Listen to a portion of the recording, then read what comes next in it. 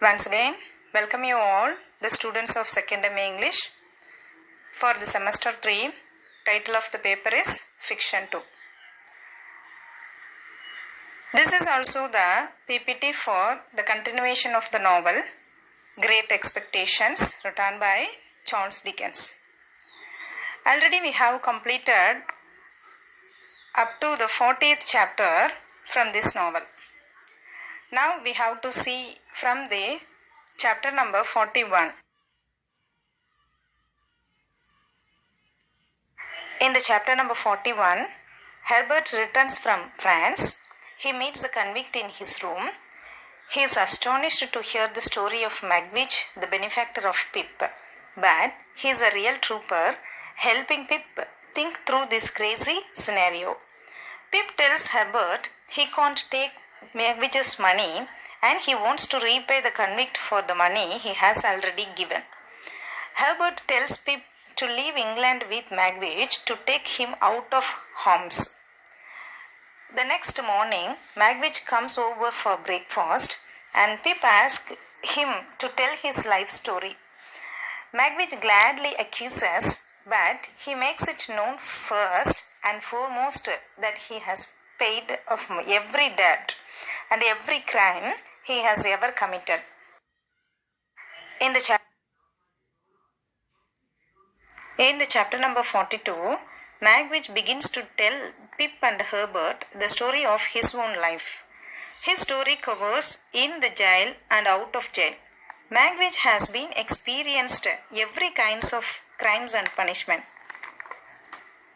His first memory is of stealing turnips because he was so hungry. He was a boy and orphan like Pip, and he was taken in by several families only to have him promptly kicked out. No one loved little Magwitch. He was kind of jack of all trades, doing anything that needed to get done whenever it needed to get done. He even taught himself how to read and write. Over 20 years ago, at the horse races, Magwitch met a man, a bad man. The man's name was Compassion, and he was dressed like a gentleman, but he wasn't a gentleman at all. Compassion and Magwitch hit it off and soon became partners in their crimes. Compassion was in the swindling, signature forging, money counterfeiting, and all kinds of crimes. Compassion had another partner in his crime named Arthur.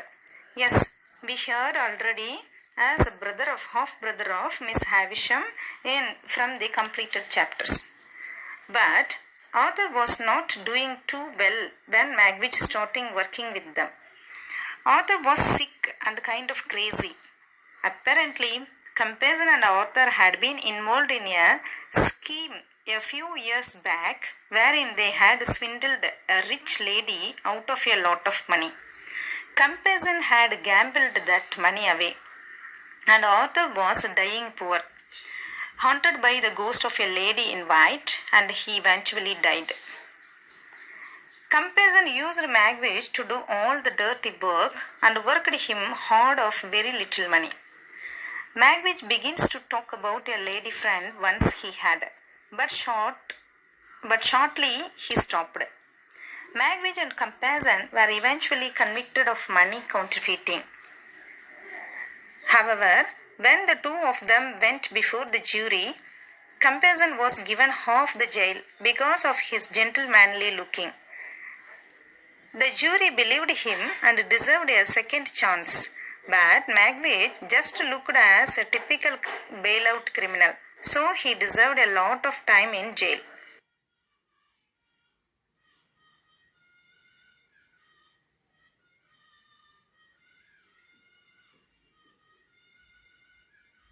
Chapter number 43. Magwitch got the punishment, so he was put in a prison ship near the marshes of Pip's hometown near Kent. While on the ship, he saw Compassion and attacked him. He was forced into solitary confinement in the black hole of the ship, but ended up by escaping and swimming the shore, where he hid among the Gravesend, where he found Pip. Pip asks Magwitch if compassion is alive, but Magwitch doesn't know. Herbert says Pip a note revealing that Arthur was Miss Havisham's half-brother and Compassion had a partner in the same name. Now also, Pip harbors a convict, and now that this fortune is no real fortune at all, Pip feels further away from Estella than ever before. And he is heartbroken because of based on the bloody history between them. Pip is worried that Compassion may be looking for his own convict Magwitch. Pip tells Herbert that he needs to see Miss Havisham and Estella before he leaves the country. He goes to Richmond to see Estella, but she is not there. She is at Satisminor. At night, Herbert and Pip decides that it would be better for Pip to propose an expedition in a foreign land to Magwitch rather than telling the convict the truth. He is in danger and the two need to flee England as fast as possible. Pip lies to Magwitch and tells him that he is going to his native to meet Mr. Joe. Pip arrives at the Blueberry Inn just in time. He meets Drumley there. The two have an awkward situation. Drumley tells the innkeeper that he will be dining with the beautiful lady, and Pip has to assume that he means Estella. Pip gets enraged, and Pip watches Drumley get onto a horse. A man lights a cigar for him. That man is Orlick. But Pip doesn't have time to investigate Orlick. Now, at present, Pip is a man on a mission. Chapter number 44. Pip comes to Satisminor. He finds Miss Havisham sitting with Estella there. She gets wonder when they see Pip. He tells the women that he now knows who is the benefactor is, but that this information won't help him become wealthier or more of a gentleman. Many years ago he was a servant, but not he. Now, he doesn't look like this also. Miss Havisham confirms this and tells Pip that the fact that Jaggers worked for both her and his benefactor was simply a coincidence. Pip asks Miss Havisham that to be kind to Mr. Pocket, Matthew Pocket, and Herbert Pocket also. And also he proposes his love to Estella in front of Miss Havisham boldly. But Estella shakes her hand and she neglects him. Pip tells Estella that he understands that Miss Havisham's intentions weren't entirely evil, that he recognizes she became so caught up in her own misery to notice that Pip was becoming just as miserable. Miss Havisham is totally touched by these words. Pip continues to bore his soul to Estella, to which she replies that she doesn't feel a thing, that she is healthy, she is heartless, and that it is not in her nature to love anyone. He asks Estella, what about Drumley? She replies that she is going to marry him because she loves him. Pip is heartbroken and we also heartbroken. He begs her to marry anyone else but not Drumley. But the decision is made. Then Pip quotes some lines from literature that, "Oh, God bless you, God forgive you." Then Pip leaves anxiously from there and walks the entire way back to London. When he arrives at the gate, the watchman gives him a note from Wemmick that tells him not to go home.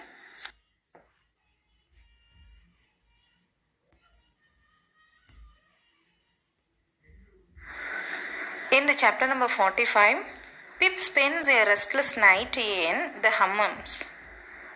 In the early morning, he goes to Walnut, where Wemmick informs him he is being watched and people are perceiving Magwitch. Wemmick implies that he cannot say more without compromising his position in Little Britain. But Pip questions him and confirms Compeyson is following him. Wemmick tells Pip that when he was unable to locate him, he went to Clarriker's, found Herbert, and told him to put Uncle Provis. Here Uncle Provis is Magwitch. This is another name of Magwitch in London, you know very well, in the past, in the completed chapters. In a safe hiding place. He is in the safe hiding place. Pip gets this information by Wemmick. Okay. He also advised Herbert not to attempt to get Uncle Provis out of the country. Herbert then moved Magwitch to Clara's father's house. Finally, Wemmick urges Pip to visit Magwitch but not to return. Wemmick will send a message when it is safe for Provis to leave England. In the meanwhile, Pip should immediately take possession of all of Magwitch's portable property. Wemmick goes to work while Pip stays for the rest of the day with the aged. And he leaves to visit Magwitch.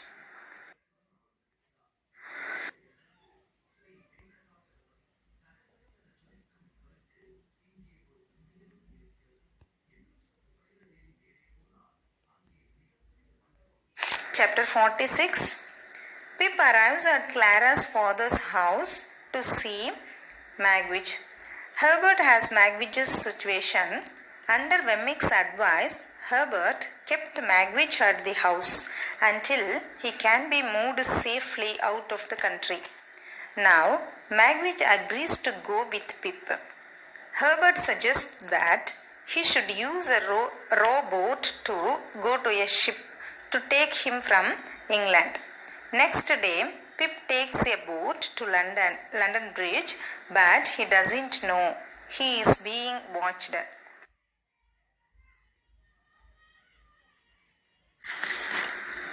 Chapter number 47. As some weeks pass, Pip grows depressed, waiting for Wemmick's signal, putting off his creditors' demands, acknowledging that Estella probably has married with Drumley, and worrying about Magwitch also. At the theatre, he finds Mr. Wopsley. He tells Pip that he recognized a convict in the audience who they had seen on the marshes in Kent long years ago. Pip is concerned that Compeyson has been sitting among the audience and dressed in black. Pip returns home to consult with Herbert and Wemmick.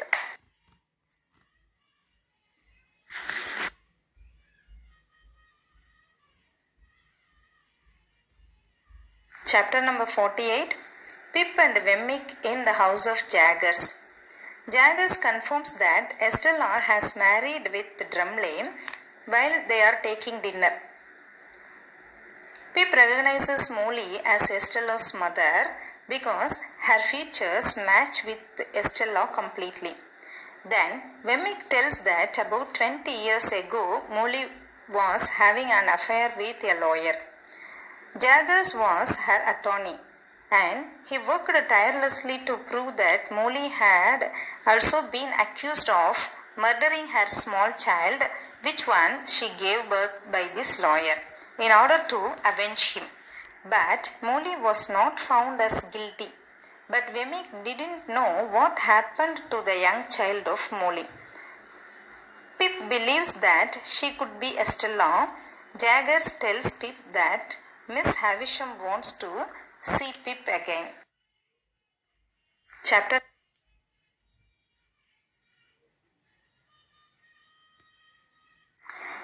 49. Pip meets Miss Havisham next day. Miss Havisham seems guilty. Pip feels pity in deep. Miss Havisham agrees to pay what is needed to secure Herbert's partnership. Then she shows him a writing tablet with her name at the top and asks him to write, "I forgive her." Then she cries. Pip finds that she feels truly. While she crying, she says that what I have done, what I have done. Pip is unable to console her. Then he learns from her that Estella was 3 years old when Jaggers brought her to be adopted. And she says that her intent in raising her was to save Estella the pain she had experienced. Pip comes out from the seminar and imagines he sees Miss Havisham hanging in her house, and he assures himself she is safe now. But he sees her dress catch fire and she screams loudly. He rescues her, but she is severely burned.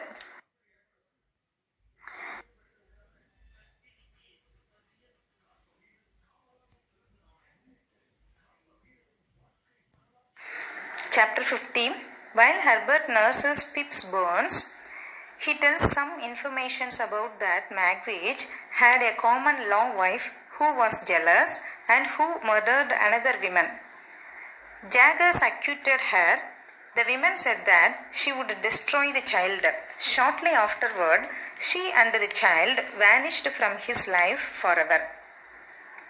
Magwitch confided to Herbert that when he saw Pip in the graveyard, he reminded him of his own lost child. As Herbert tells him this story, Pip realizes Magwitch is Estella's father.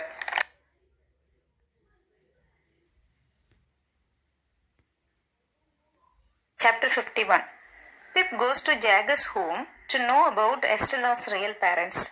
First, Pip describes the fire accident and bearing a note with him, which one received from Miss Havisham. He asks Jaggers for a check for £900 from her account. He tells Jaggers that he knows who Estella's mother and father are. Pip pleads Jaggers to confide in him. Jaggers is surprised. Then he describes that a lady with a child has asked Jaggers to find a rich woman to adopt her child. He was believing her and he could rescue the child from poverty and crime. Still, Pip has understood Jaggers' advice that he keep Estella's parents a secret. Chapter 52. Pip goes to make a final settlement with Clarica and feels satisfied that he has helped his friend Herbert. Pip gets a note from Wemme that he moves Magwitch on Wednesday. Both of them prepare Magwitch for travel by a rowboat. Then Pip receives a strange letter that calls him to his old native. Alone with this letter to know the information about his uncle Provis. Provis, that is Abel Magwitch, in the Sluice house on the marshes in Kent. If he does not go there, he could put Magwitch's life in danger. Pip arrives immediately in Kent and stays in a poor inn instead of the Blue Boar.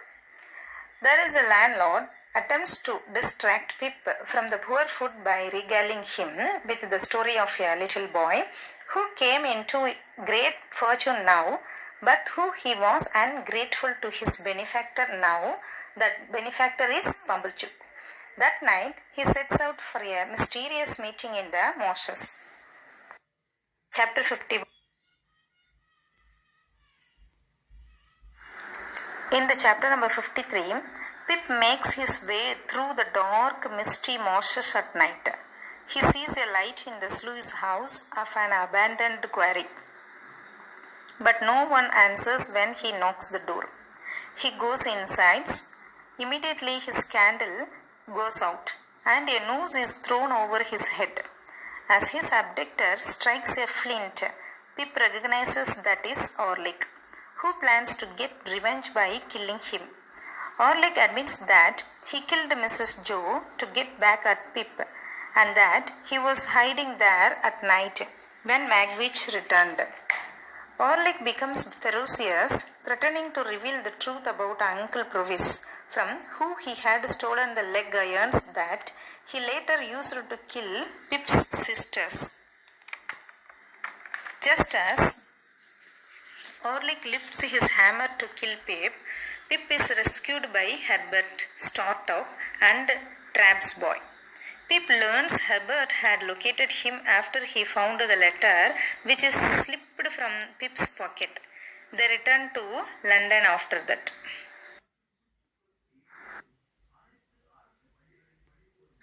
Chapter 54. Pip's Startup and Herbert pick up Magwitch to send him out of England. As a precaution, Pip and Magwitch sneak out early morning and reach their rowboat. They are hailed by another boat and ordered to deliver Magwitch over, as he is under arrest. Magwitch recognizes Compassion in the next boat, who, frightened by his old partner, tumbles into the water, followed instantly by Magwitch. The two tangle in the water, but only Magwitch reached the shore, but not Compassion. He doesn't reappear. Pip feels nothing but gratitude and love for his benefactor and pledges to be true to him. Chapter 55. Magwitch is taken to the police and held over for court. Jagger scolds Pip for letting the portable property slip through his fingers and advises him that Magwitch will surely be found guilty. Compassion's body is found in the river. Wemmick words Miss Skiffins in this chapter.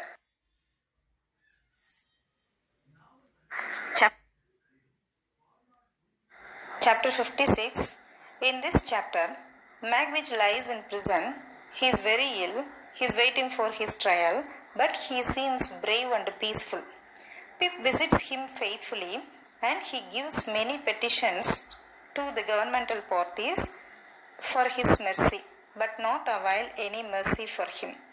After some days, Magwitch dies of illness. Pip whispers in his ears that his daughter is alive, that she is a lady, and that Pip loves her.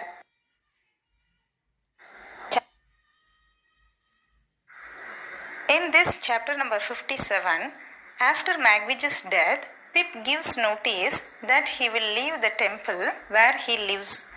But he falls ill. Officers come to throw him in debtor's prison, but he is too sick. He suffers from fever and delusions. One day, when he awakes from bed, he finds Joe at his side. Joe nurses Pip as he has been for some weeks. Joe is friendly and grateful to Pip, so Pip feels better. Joe says that Miss Havisham has died and she left most of her property to Matthew Pocket because of Pip. He also says that Pumblechook's place was broken and Orlick has been arrested and jailed for that crime. Gradually, Pip regains his strength. Joe becomes uncomfortable in London, so he leaves from there without the knowledge of Pip. And he leaves a note to Pip that he has paid off Pip's all debts. Pip abandons London 3 days after to thank Joe and to marry Biddy.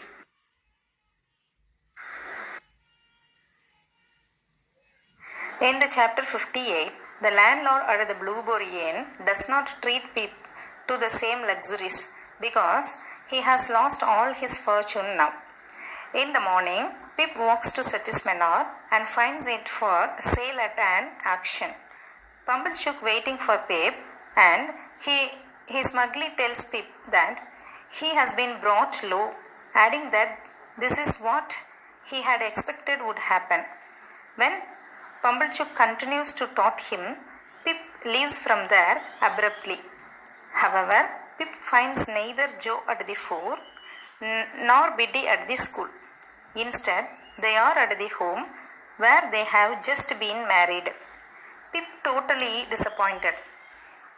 Actually, Pip comes to Kent to get marry with Biddy.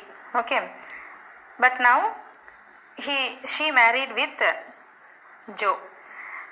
But Pip celebrates with them but keeps his sadness to himself. Later, he takes a job in abroad with Herbert and lives with him. and his wife Clara, not telling Herbert about his financial contribution to his career until years he became a partner.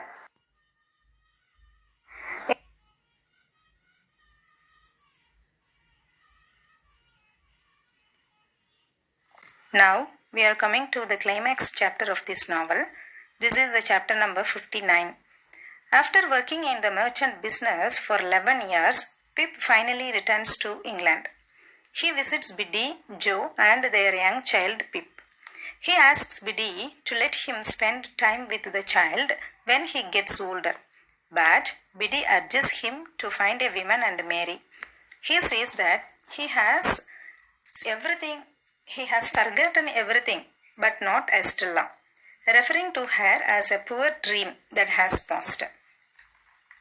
2 years later, returning to England, Pip learns about Estella's unhappy marriage and Drumley's death, and hears that she has married a rich doctor from Shropshire, who treats her now well. Pip reaches London again after visiting his family in Kent, and he brings with him little Pip. One day he is in London with little Pip when a servant on the street asks if he will speak with his lady in a carriage. It is Estella. They do not speak of their past, but Estella kisses the child Pip, and Pip can see that what she suffered has given her a heart to understand his love for her. This is the end of the novel, is given by Charles Dickens. Pip reaches.